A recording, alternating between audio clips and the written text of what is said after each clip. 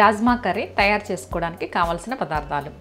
1 cup రాజ్మాని night నానబెట్టి ఉదయాన్నే ఉడకబెట్టుకొని పక్కన పెట్టుకోవాలి. ఉల్లిపాయలు 1 కప్పు, టమోటాలు 1 కప్పు, అల్లం వెల్లుల్లి పేస్ట్ 2 టేబుల్ స్పూన్లు, ధనియా పౌడర్ 2 టేబుల్ స్పూన్లు, చిన్న సైజు నిమ్మకాయ అంత చింతపండుని వాటర్లో నానబెట్టుకోవాలి. పోపుకి 1/2 టేబుల్ స్పూన్ జీలకర్ర, కరివేపాకు, రుచికి సరిపడా ఉప్పు, పసుపు చిటికెడు, కొత్తిమీర, కారం రుచికి సరిపడా, rajma masala powder 1 table spoon, 3 table స్పూన్లు ఆయిల్ వేసుకొని జీలకర్ర వేసుకోవాలి. జీలకర్ర కొంచెం ఫ్రై అయ్యాక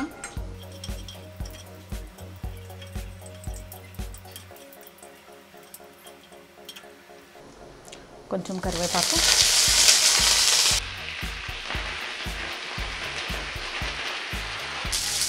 ముందుగా తీసుకున్న ఉల్లిపాయల్ని వేసేసుకోవాలి.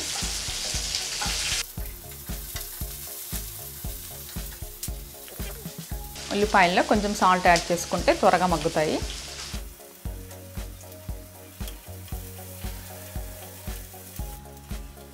ఉల్లిపాయలు కొంచెం మగ్గాక 2 టేబుల్ స్పూన్స్ అల్లం వెల్లుల్లి పేస్ట్ వేసి కలపాలి.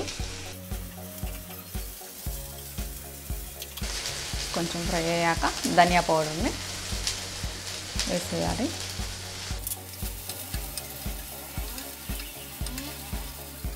చిటికెడు పసుపు వేసుకొని బాగా మిక్స్ చేసి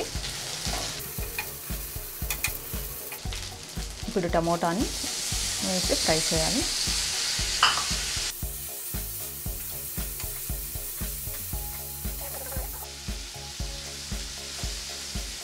ఒక కప్పు వాటర్ వేసుకొని కొంచెం మిక్స్ చేసి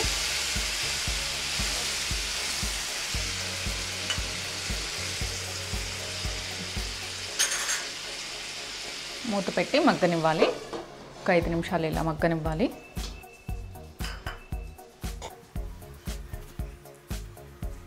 ఇప్పుడు మూత తీసి ఒకసారి చూద్దాం.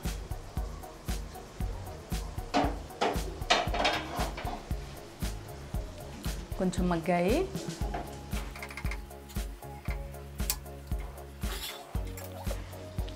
కారం పొడిని కలుపుకున్నాం.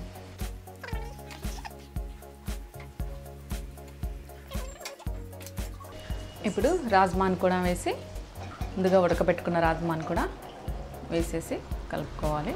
ఉడకబెట్టినప్పుడు వచ్చిన వాటర్ని కూడా పడేయకూడదు, ఇందులోనే వేసుకోవాలి.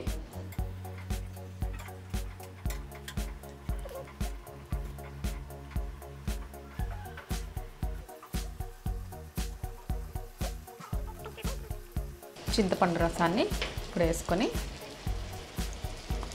కలుపుకోవాలి.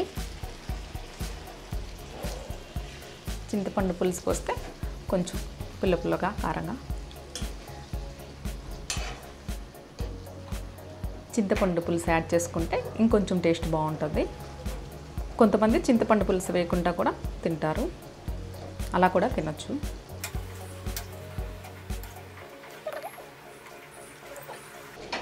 ఇప్పుడు ఒక 5 మినిట్స్ మూత పెట్టి మగ్గనిద్దాం.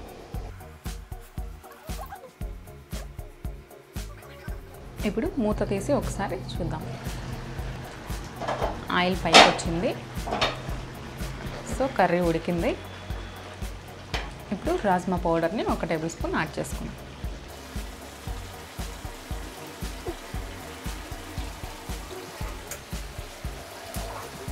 ఆల్రెడీ మనం కొంచెం ఉల్లిపాయల్లో ఉప్పు వేసాము, రాజ్మా ఉడకబెట్టేటప్పుడు కొంచెం ఉప్పు వేసాము కాబట్టి టేస్ట్ చూసుకొని కొంచెం సాల్ట్ వేసుకొని కలుపుకుందాం.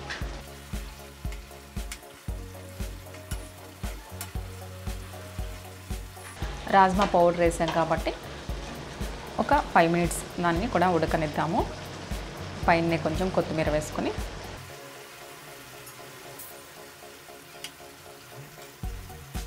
కలుపుకున్నాము. రాజ్మా కర్రీ రెడీ అయిపోయింది. ఇంకా సర్వింగ్ బౌల్లోకి తీసుకుందాం.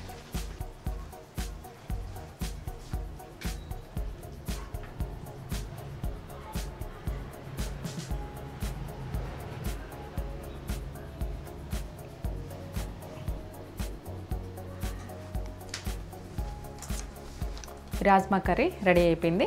ఇది చపాతీలోకి బాగుంటుంది, రోటీలోకి బాగుంటుంది. చింతపండు రసం వేసాం కాబట్టి ఇది రైస్లోకి కూడా బాగుంటుంది.